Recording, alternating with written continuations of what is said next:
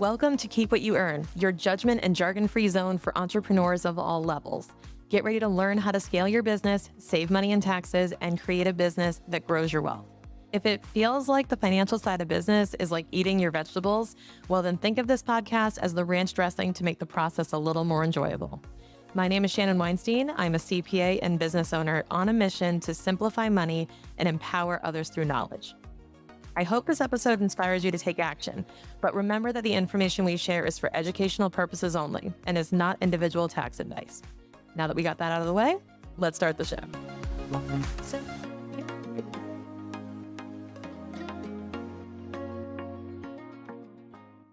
It's always been super sexy in entrepreneurship to talk about how much you want to scale or how you've scaled. And I've talked about this on prior episodes, but it's worth kind of reiterating that scaling and growing are different.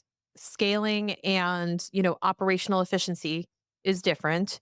And it's really important to understand too when not to scale, because everybody is kind of hyped up in this, like, I'm trying to scale, I'm trying to scale. And I want everyone to kind of just take a second, take a breath and realize, like, do you want to scale? And I'm going to actually go through like when not to scale and why we should stop trying to scale everything in our businesses.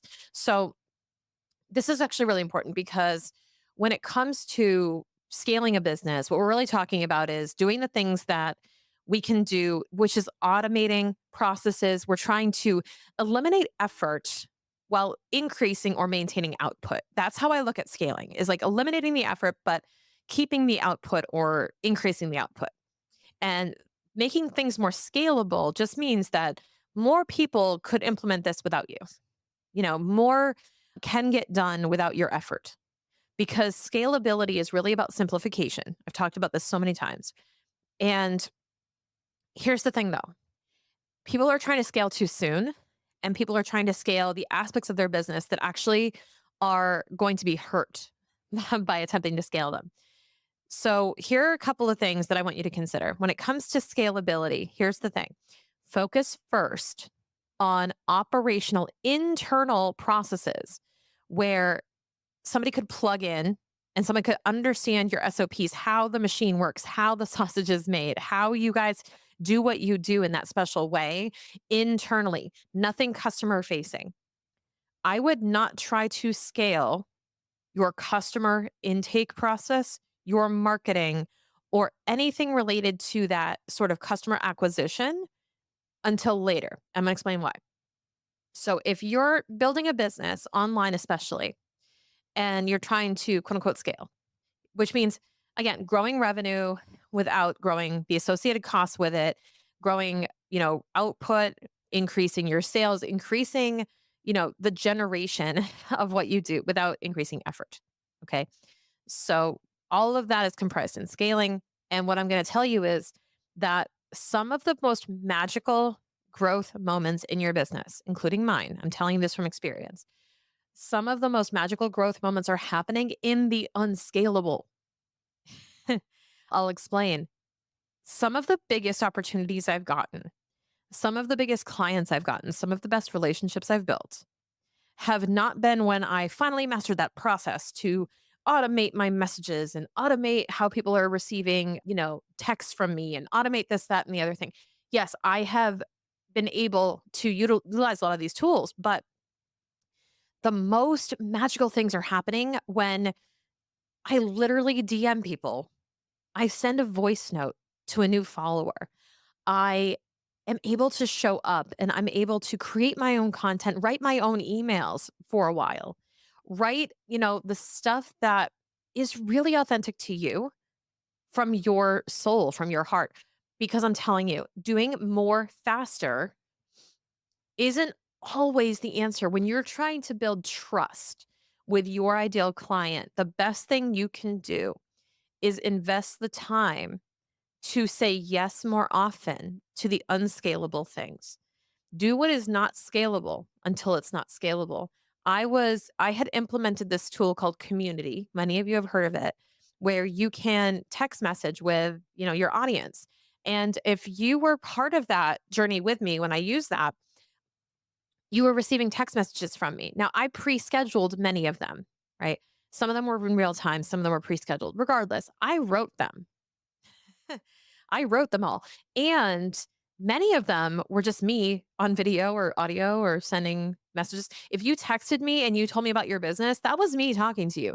Like, there was no virtual assistant, there was no other person, there was no AI tool. I mean, this was pre AI, but this is, you know, it was one of the biggest ways I built relationships because we were just texting. Like, it was just two people texting each other in real time, and it was worth the time because I was forming relationships with people. And many of you still talk to me today. Like, some of you are in CFO on demand and we're slacking, every week.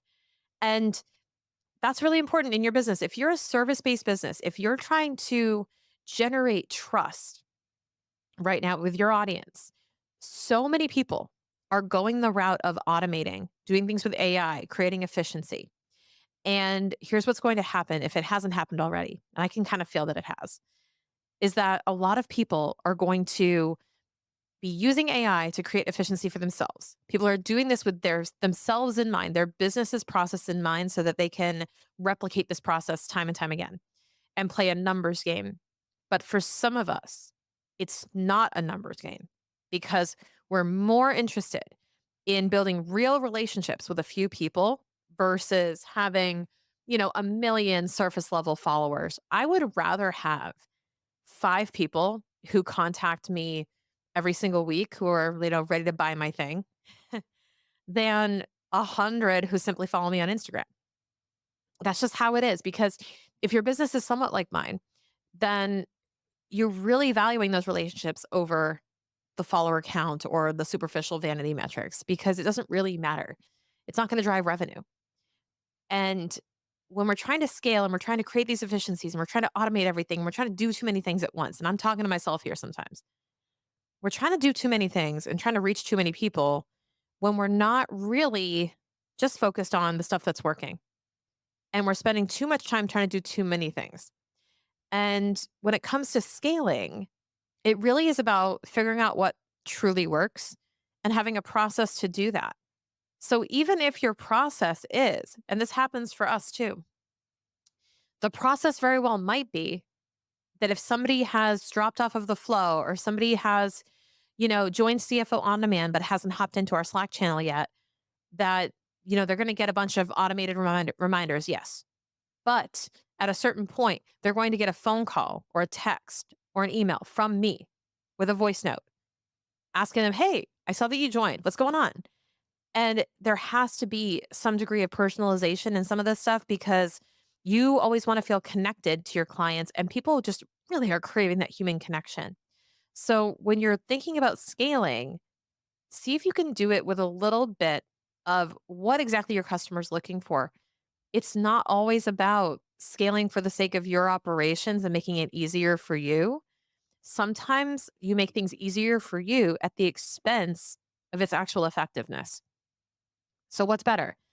A really easy system to generate a lot of emails to your ideal clients, that go out 4 times a week, or being able to generate and write your own email once a month from the heart on what's going on in your life in real time and being able to actually connect with your audience in a real way.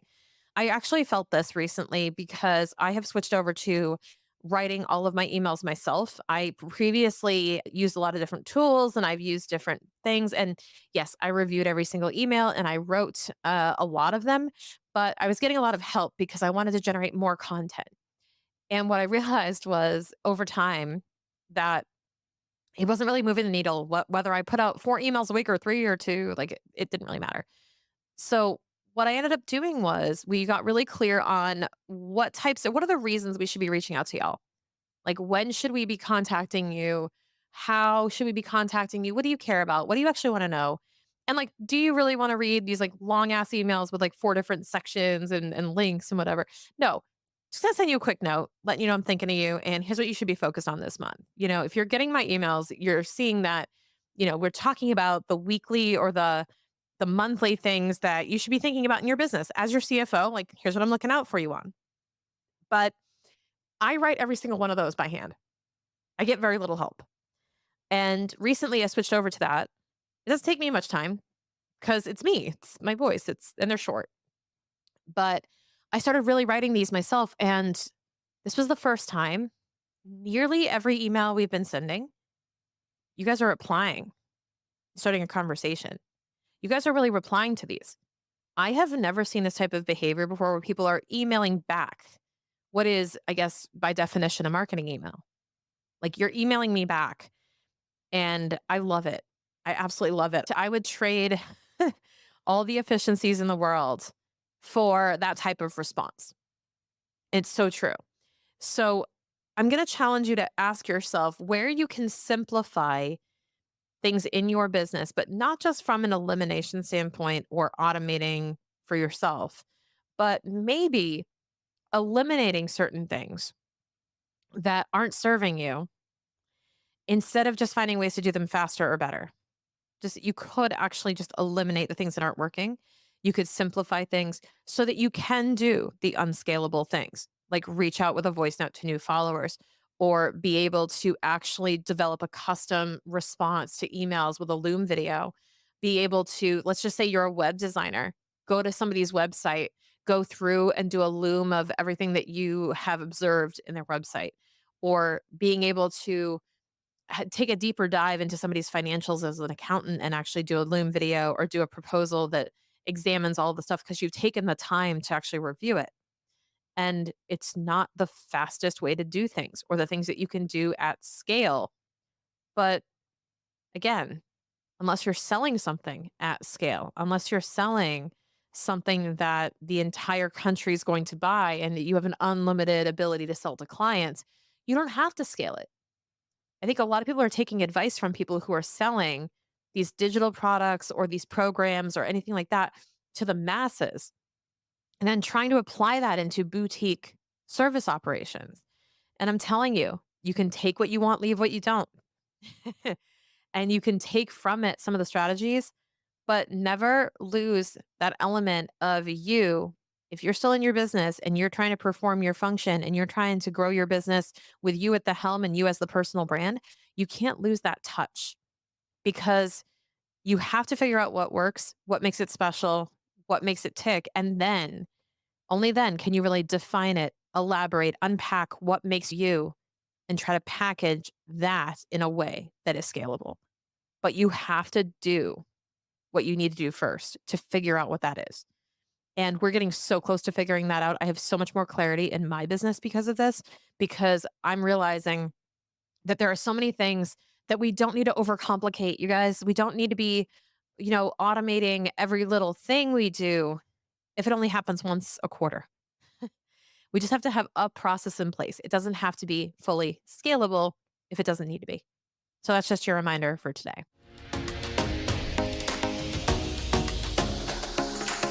Okay, real talk. Our business can really mess with our emotions and our mindset. Am I right? One day we feel like we're unstoppable, like we could run through a wall, and then the next we want to burn it all down and start from scratch. Hey, I'm with you. A lot of this has to do with how we approach our money. And if you need a quick jolt of mindset habits for the next 5 days to help you reboot and recalibrate, check out my 5-day financial mindset refresh delivered straight to your email. Click the link in the show notes to sign up right now.